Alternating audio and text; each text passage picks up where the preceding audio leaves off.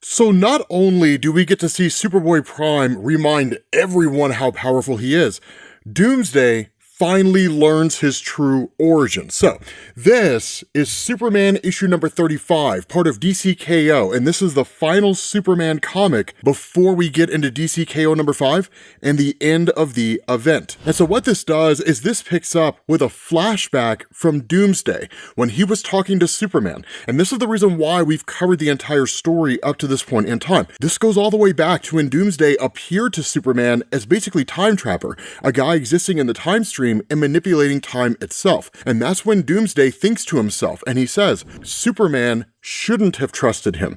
Our history has locked Superman and me in a cycle of death and rebirth. It is all we are. I tried to warn him that the end was coming, that the future would change and not for the better. He refused to listen to me. He knows the truth, that I am only a creature of death. As much as I hated to admit it, I need Superman, but he is gone, fighting in a tournament to save us all, and now I find my last hope in a breed of Superman I did not expect. And that's when the focus shifts to Superboy Prime. Now keep in mind, there's a lot of moving parts that are happening at this point within the story.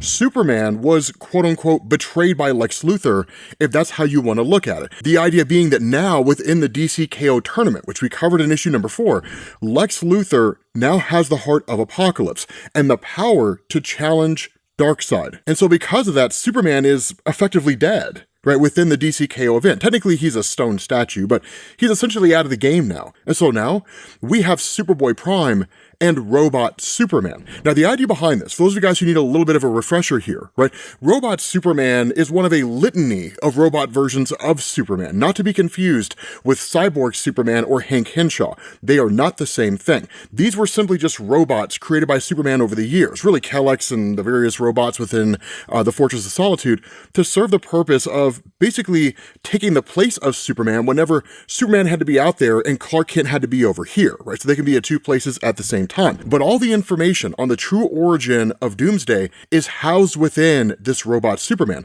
And where the initial intention was to just hand it over to Doomsday, the Legion of Darkseid has arrived on the scene. And so that's where the statement's made. You want to fight Prime, let's do it. And that's where Prime just says, then prepare to get your head knocked off, loser lad.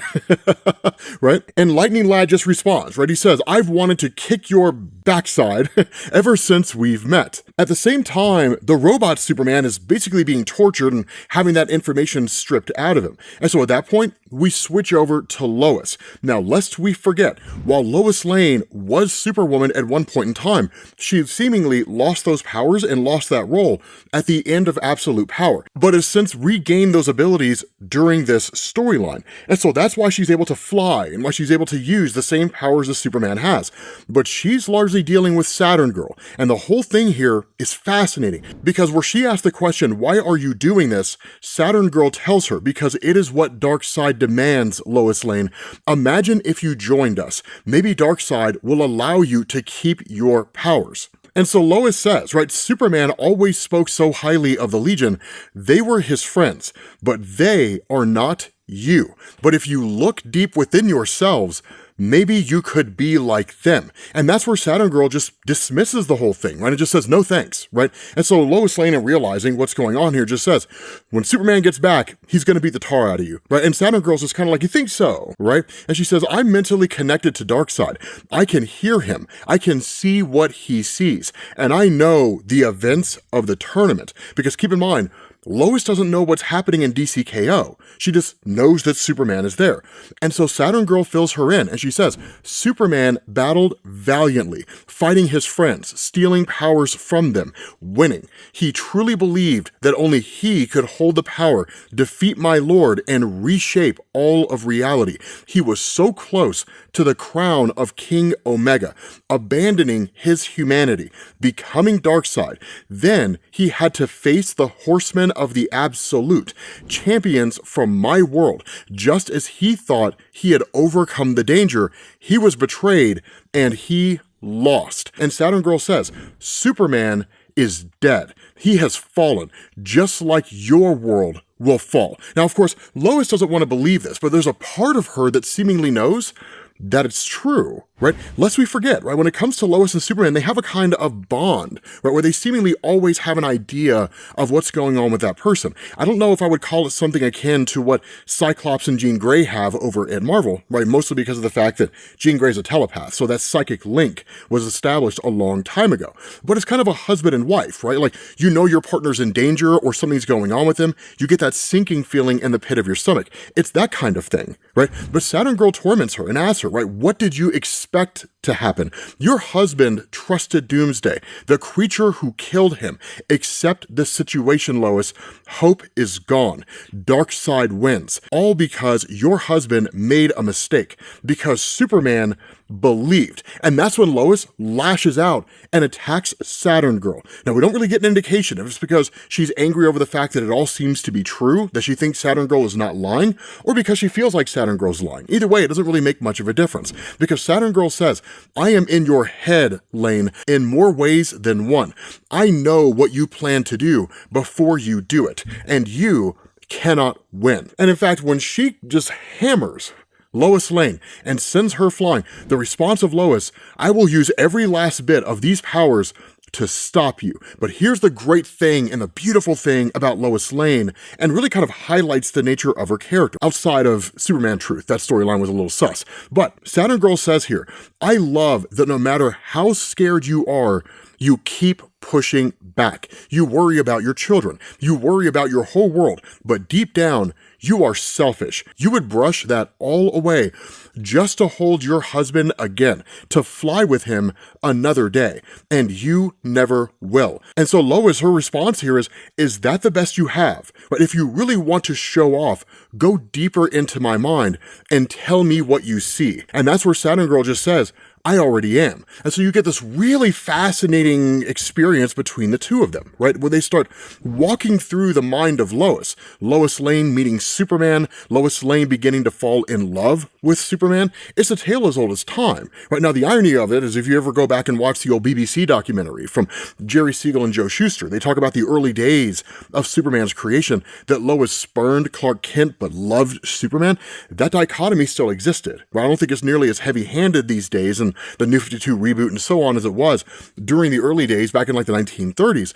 But the point still remains the same, because Lois falls in love with him, right? She's rescued by Superman. It's kind of the rule of Clark Kent. It's a rule of the world of comic books, right? No matter what happens, Superman could be on the other side of the world, right, dealing with some kind of a crisis. And if some villain grabs Lois and throws her off a building, Superman will leave everything behind, race to Metropolis, and save her life. It doesn't matter what it is, right? That's the relationship between the two of them. Together forever, the two of them against the world, taking on all comers. It's what makes them the 1-2 punch of the comic book world. And so what happens, right? Saturn Girl says, your whole world is ending, and this is what you think about. All your memories with Clark Kent and Superman. And Lois just asks, what else is there? Darkseid may destroy everything, but he cannot take this from me. Darkseid can never have what Clark and I have. And kind of the undercurrent statement here, Darkseid will never understand the value of it.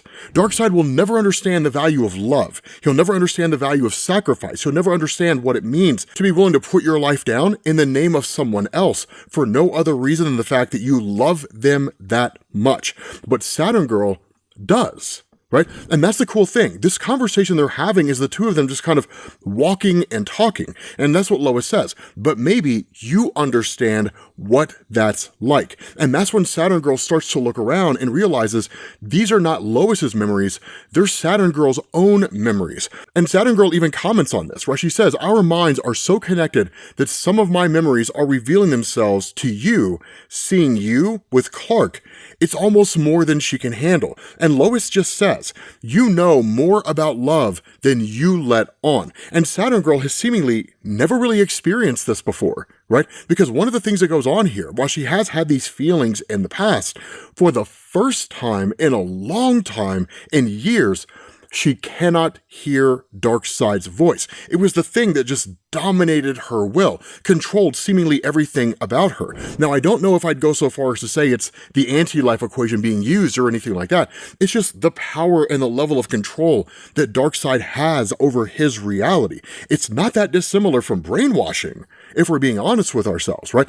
Tell someone the same thing long enough, and eventually they will begin to believe that it's true. And so that's what happens here. That's what happened with Saturn Girl. And so when she's kind of overcome by the fact that she can't hear Darkseid's voice, Lois Lane says, listen to me instead. You can help us. Take us to Superman. Help him. He can defeat Darkseid and free you for good. And Saturn Girl doesn't initially know how to handle this, right? But it's her going on the path of redemption. And so at that point, you momentarily jump back over to Superboy Prime, where he and the Legion are going back and forth and back and forth. Now keep in mind, this is Superboy Prime. He's not pulling any punches. It's old school Superboy Prime, not the hyper-violent one from Infinite Crisis, who's tearing people's legs off and beating them to death and so on and so forth. But it is him without any of the reservations and going in hardcore. He's not holding back at all. And so that's where he grabs Lightning Lad and almost kills him on the spot. And he says, let's give the people what they want, Lightning Lad, or is it Livewire? Which is a great little Easter egg, right? A lot of you guys probably heard of Livewire from Superman the Animated Series. It was very Harley Quinn-esque in the sense that Livewire was introduced in Superman the Animated Series and then in 1997 rolled over into the comic books. But the fact is, he says it doesn't matter. One by one, I am going to snap every single one of your necks. And he will, right? He's that brutal these days. And in that moment, Saturn Girl says, stop, right? Do not do this. And so in that moment, Superboy Prime just kind of looks on and says, is this when you see the light, Saturn Girl? And she says, please, do not kill Garth. And while she can't bring herself to say that Garth is her partner, the fact is, she loves him. She loves him very much. Now, their relationship is a secret from everybody else in the Legion, but we already know about it. We learned about it in the last Superman comic. They've kind of been keeping it under the radar, right? On the down low, as they say.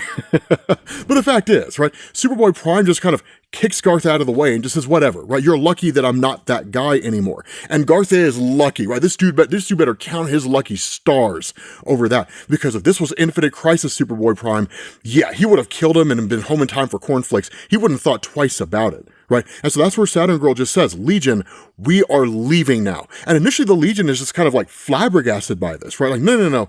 We were tasked by Darkseid to come here, right? You're telling us to leave. That goes against everything Darkseid has told us. And in fact, that's the statement. Are you insane? Darkseid is going to be furious. But the response here, right? The last god tasked us with stopping Time Trapper and any threats to his return. You heard his true voice, Saturn Girl. You know there is no place we can hide. Darkseid will find us. And the response of Saturn Girl, I have hope. And they enter into a boom tube and teleport away. But in that moment, there's still the issue of Darkseid. This is a reprieve, right? Maybe it's a victory in a momentary battle, but the war is still ongoing. And that's what Doomsday says, right? This victory matters not. You heard Saturn Girl. Superman lost. Our best chance is to run, escape into the distant past, and keep running. And so that's where Superboy Prime just says, hold on, Doomy. He calls him Doomy, which I think is kind of amazing. We still have a shot, right? He says, Cosmic Boy broke our robot, but his predecessor still works. And there is something you need to see. And that's where Lois says, Prime is right, Time Trapper. There are things that you don't know about your own history, which kind of takes Doomsday by surprise, right? Because now that he has the role of Time Trapper, right, existing at the end of time, arguably his final form, that's kind of the way in which he's been presented by DC up until this point in time, going through the Superman story. He says, I have been to the ends of time and back. I have seen the past and the future. There is very little that I don't know. And that's where Lois just says, show him. And that's when the broadcast is sent out by Lara Lor-Van, right? Superman's mom. Now, we already know the contents of the message. We saw that in Superman issue number 31. But Doomsday is seeing it for the very first time. And she says, Doomsday, I am Lara Lor-Van, and I come bearing revelations as to your true origins. You were created on Krypton. You know that. You believe you were created to destroy Darkseid, but Darkseid is the Omega and you are the Alpha, the end and the beginning, which this whole thing takes Doomsday by surprise, right? But she continues on. You are more than death. You were not created only for destruction. Your powers of resurrection represent second chances. I wish everyone had that opportunity. Death, rebirth, death, and rebirth again. You are the embodiment of life eternal and the Alpha. Krypton never got a second chance, Time Trapper. I hope that you can help my son give his adopted world a second chance. And that is when the robot Superman shuts down, right? The mission is completed. I have made it. And it's kind of an ironic thing here, because one of the things to remember about all of this is that Superboy Prime is on his own redemption story, despite the fact that he is effectively a stand-in for us as the reader, right? Existing within this story, right? Most people know Superboy Prime comes from the real world, quote unquote, in the DC multiverse. And so for him, this is all a comic book storyline. He kind of expects certain things to happen certain ways. He's still becoming a better version of himself, still improving himself. And that's when he asks, why did you fight Cosmic Boy? You could have just flown away and called it a day. But that's where Robot Superman just says, I did what Superman would do. When you see the real Superman, and of course, he ends up basically shutting down before he can continue that sentence. But the reality here is that it sacrificed his life. He sacrificed his life because it's what Superman would have done. So if a robot can model himself after Superman so accurately, even going beyond the initial programming, why can't Superboy Prime do the same thing? Especially when you look at pre-Crisis Superboy Prime going into Crisis on Infinite Earths, and the fact that he idolized Superman so much. Infinite Crisis, right, Final Crisis, that whole era, Countdown, the Three Worlds storyline, he's kind of lost himself, right? Sinestro Corps War, so on and so forth, but he's bringing himself back. And so with this Superman robot shutting down, Doomsday simply says, it is time. And where Lois asks, what are you doing? The response of Doomsday is this: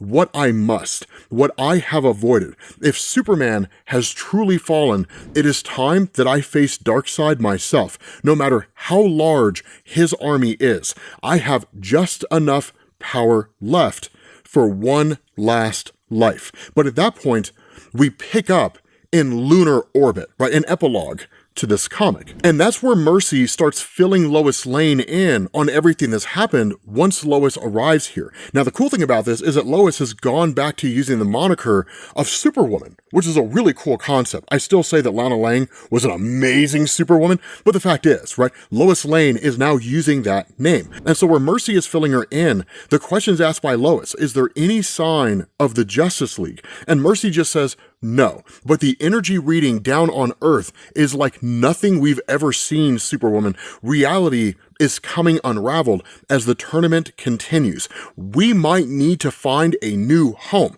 The Titans reported that they were able to get everyone off world in time and hold off a few threats. Mr. Terrific said his crew was on a mission and succeeded. Of course, the events of Titans takes place in the Titans, and the events of Mr. Terrific takes place in Justice League Unlimited, which we can cover if you guys are interested, right? It's pretty solid. I may have already asked that. But the point is, right, Superwoman just kind of comments and says, I hope it's enough. But Mercy says, your powers are leaving again. You said you were blasted with some energy and it powered you up. But I do not want to risk that again. I need our labs down on Earth to scan you. And I have no idea when we will be getting back there. And so Superwoman just kind of comments on all of this, right? And she says, I don't want to worry about that in the here and now.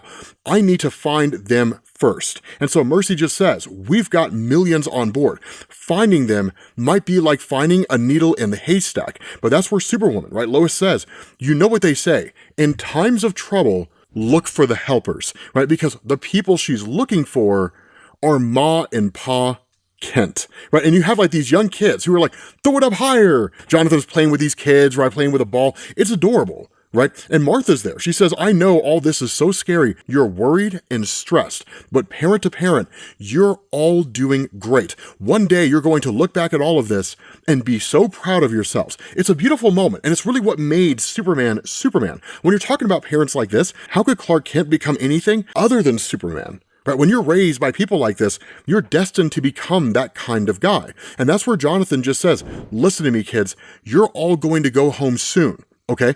Good people are out there doing their best to make that happen right now. And that's where Lois shows up to confront the two of them, right? And it's like, Jonathan, Martha, like they're super excited to see her, but they ask the question, where's Clark? And Lois just says, I don't know. And so Jonathan says, I know our son can overcome anything, but something about this feels different.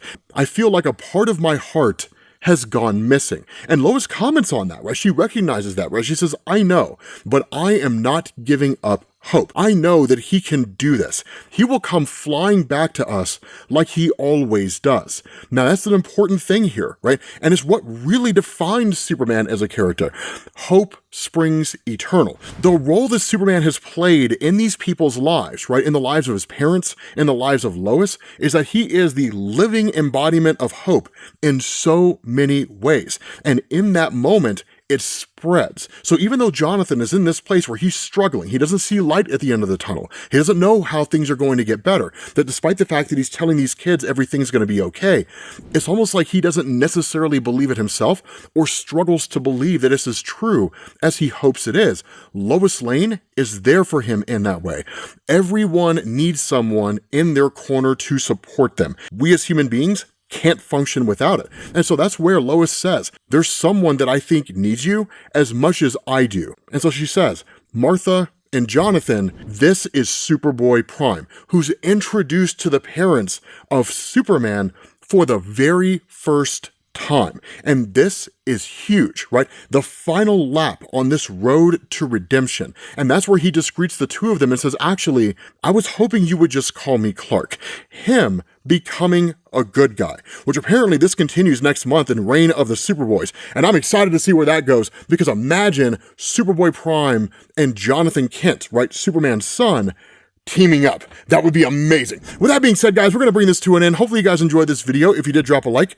Thank you all for watching. I will see you guys in DC K.O. number 5, and I will catch you all later. Peace.